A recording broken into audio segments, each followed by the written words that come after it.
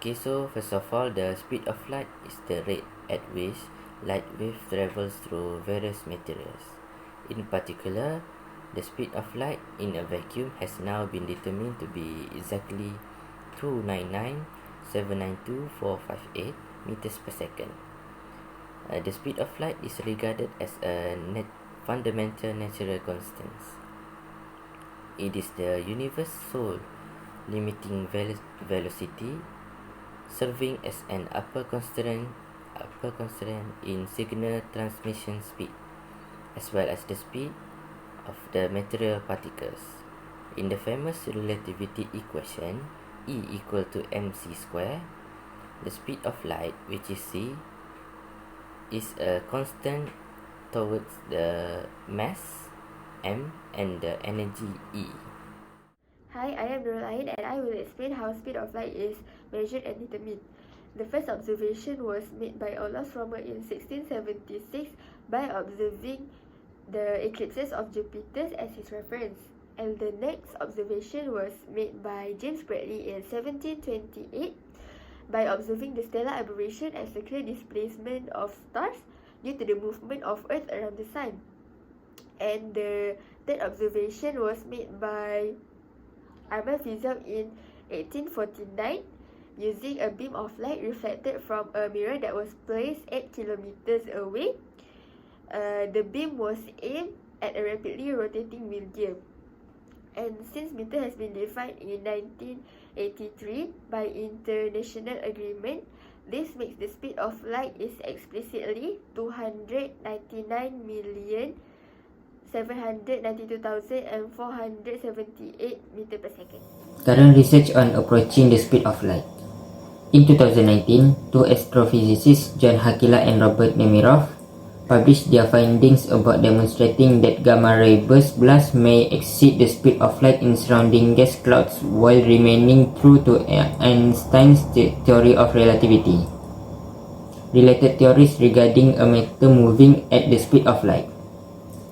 Theory of special relativity is a scientific theory that explains how speed affects mass, space, and time. The theory contains a way for the speed of light to establish the relationship between energy and matter. Mass energy equivalence, E equals to mc square, or to be more accurate, energy equals to mass times the speed of light square.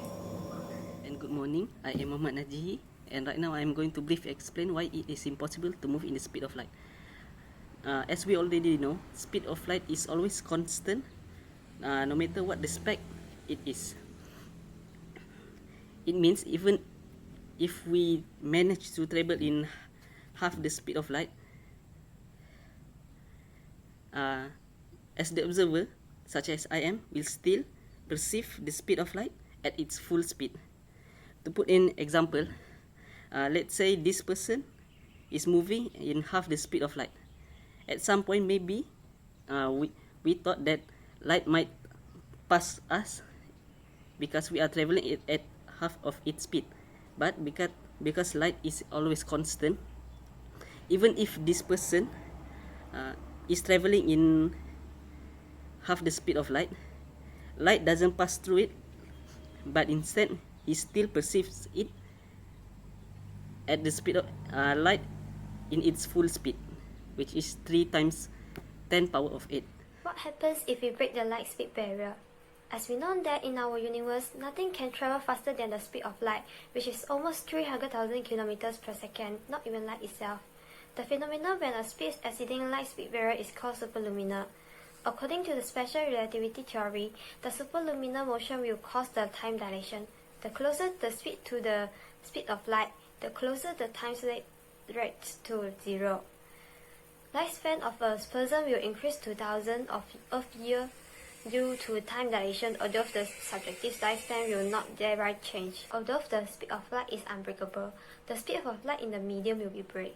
The speed of light passing through a medium will be lower than the speed of light in vacuum, resulting the phenomenon of refraction.